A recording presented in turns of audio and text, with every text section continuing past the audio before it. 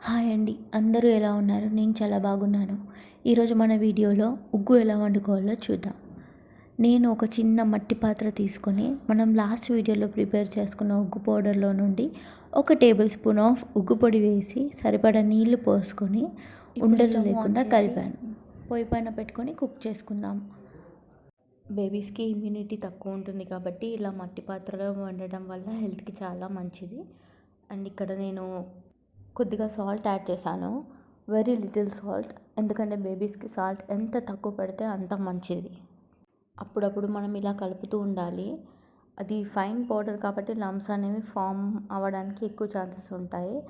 So తినేటప్పుడు పిల్లలకి మింగరాదు and డిస్టర్బెన్స్గా ఉంటుంది కాబట్టి మనం అది కలుపుతూనే ఉండాలి. స్మూత్ బ్యాటర్లో ఫామ్ అయ్యే వరకు మనం కుక్ చేయాలి.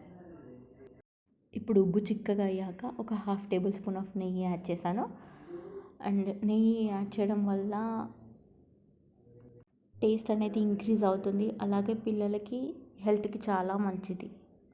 ఇంకో 1 మినిట్ ఉంచేసి సర్వింగ్ బౌల్లోకి సర్వ్ చేసుకోవడమే.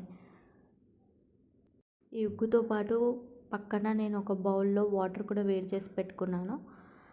సో ఈ ఉగ్గు వాటర్ 2 చల్లబడ్డాక మనం బేబీస్కి పెట్టచ్చు. Thank you all.